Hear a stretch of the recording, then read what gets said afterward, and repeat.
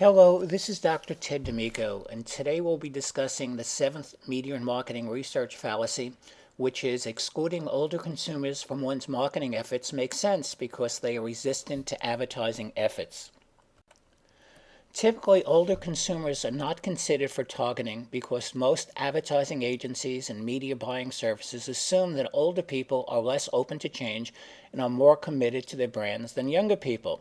They seem to believe the old adage that you can't teach an old dog new tricks. In an attempt to determine the validity of this adage, at least as it relates to people, I conducted an analysis which was published in the Journal of Advertising Research in March of 2007. In this analysis, the number of different brands used in each of 70 health and beauty categories was analyzed as a function of age. The health and beauty categories covered a wide range of products, from eyeliner to sleeping pills, from dental adhesives to hair lotion. The rationale for conducting this analysis was simple. If young consumers are more amenable to advertising, then they will change brands more often. Consequently, the number of brands that they use in a category within a specified time period should be greater than the number of brands used by older consumers.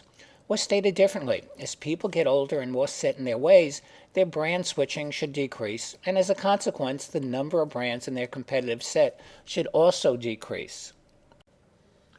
The source used for all analyses was MRI's 2001 double-based study that consisted of a demographically balanced sample of 52,824 adults drawn from the coterminous United States. For each of the 70 health and beauty categories in this study, respondents were asked to check all the brands that they had used personally within the past 6 months. Each of these 70 categories was analyzed separately in the following manner. First, respondents were divided into 6 age groups, from the youngest, being 18 to 24, to the oldest, 65 plus, and the number of category users was determined for each of these groups. Second, the average number of different brands used by category users in each age group was calculated. Third, a multiple brand usage index was developed for each age group for the category under investigation.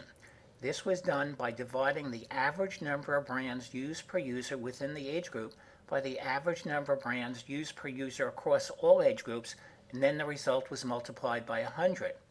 Thus, if a segment had an index of 100 for a given category, then it was average with respect to the number of brands used within this category. In contrast, if a segment had an index of 50, then the number of brands used by the segment within the category was 50% less than the average. And if a segment had an index of 200, then the number of brands used by the segment within the category was 100% greater than average. When summed across the 70 health and beauty categories, the results of the analysis reveal that although the number of brands used per category decreased as a function of age, the differences among the age groups was relatively small, and for many categories the pattern was reversed.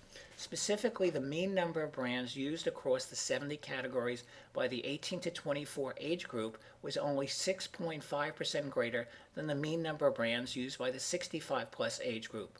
Moreover, in 17 categories, the mean number of brands used by the oldest age group was actually higher than that for the youngest age group.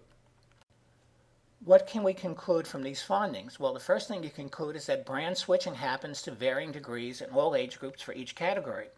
Rather than ignoring the potential volume contribution of a given age group because there is somewhat less brand switching, one should use weighting to accommodate these differences.